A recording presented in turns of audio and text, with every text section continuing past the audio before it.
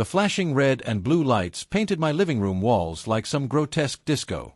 My heart hammered against my ribs, a trapped bird. Cops. Why? The pounding on the door wasn't polite. It was thunder. Demanding. I opened it, still half asleep, confusion warring with dread. And there he stood. Rick. My sister's husband. Detective Rick Callahan. Not in his usual affable brother-in-law mode. This was Cop Rick. Stone-faced. Eyes like flint. Behind him, two uniforms shifted, their expressions unreadable. Rick. What's...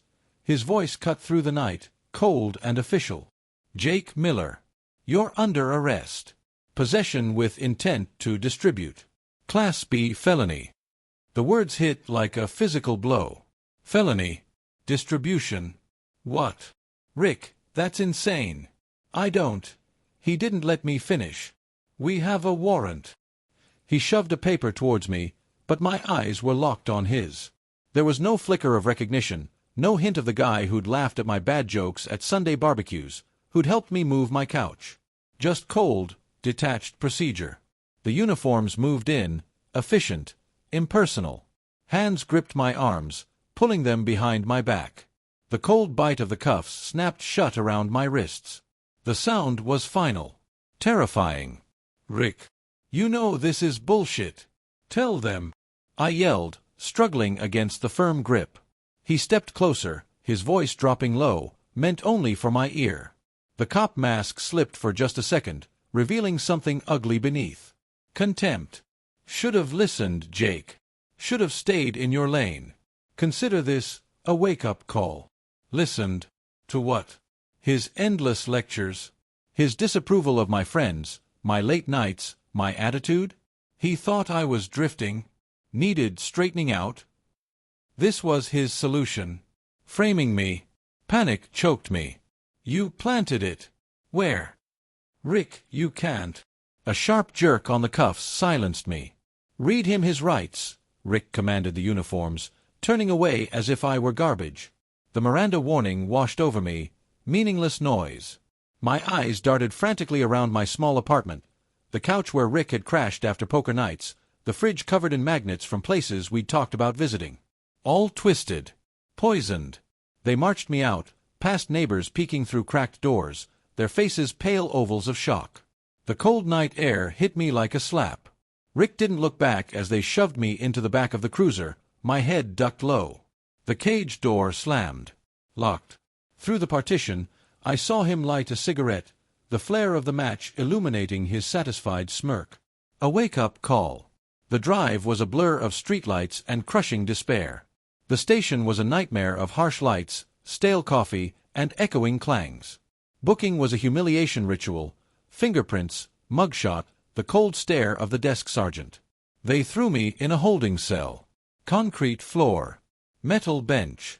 The stench of sweat and despair. Hours bled together. I paced like an animal, rage and terror warring inside. How could he do this? To me? To my sister? What lie had he spun to her? The image of his smirk haunted me. Should have listened. This wasn't justice. This was punishment. His brand of twisted, authoritarian correction. He used the badge, the symbol meant to protect, as a weapon to beat me into submission. To teach me my place. The cell door clanged open. A different detective, older, weary-looking, gestured. Miller.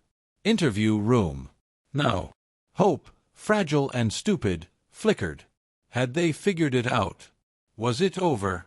The room was small, fluorescent lights buzzing. Rick sat at the table. Alone. No lawyer.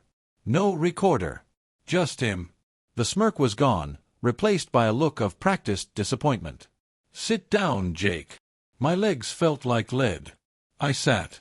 This is bad, kid. Real bad, he began, leaning back, the picture of concerned authority. The DA's got a solid case. Found the stash right where the CI said it would be. In your closet. Behind those old comic boxes. Comic boxes. He knew where I kept them. Knew my apartment. Knew how to get in. My blood ran cold. CI? What CI? You planted it, Rick. Admit it. He sighed, a long, weary sound. See? This attitude. This defiance. That's what got you here, Jake. Always mouthing off, thinking you know better.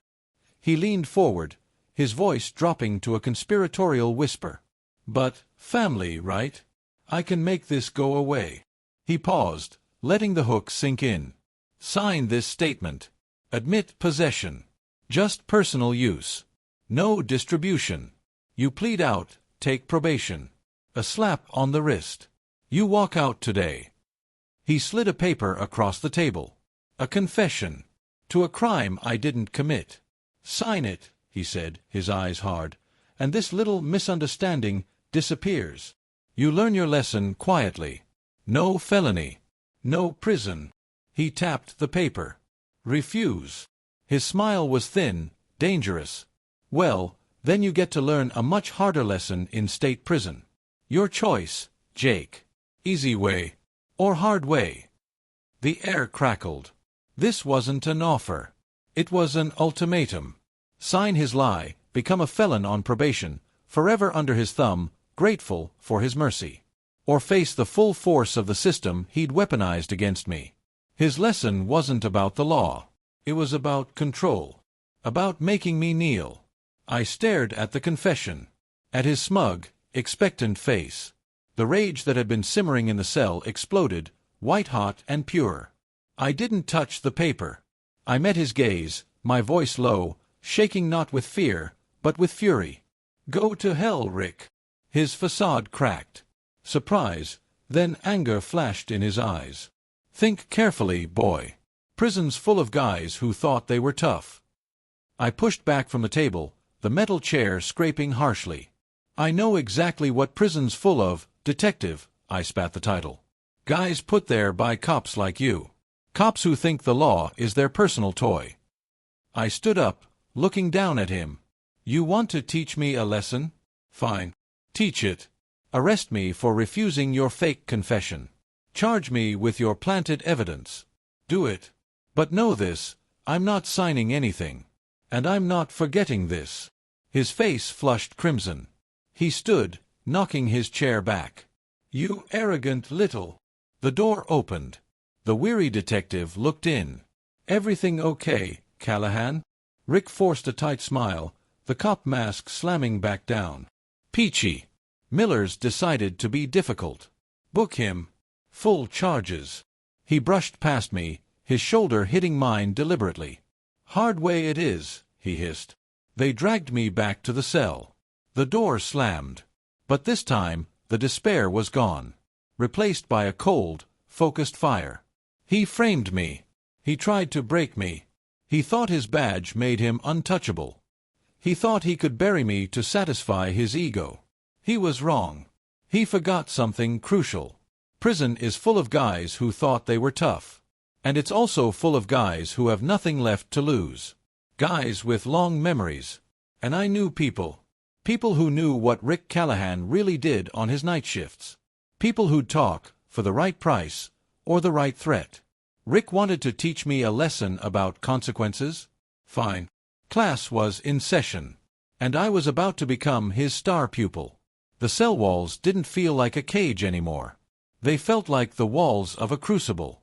I'd walk out of here. And when I did, the teacher was going to fail. Spectacularly. The lesson wasn't over. It had just begun.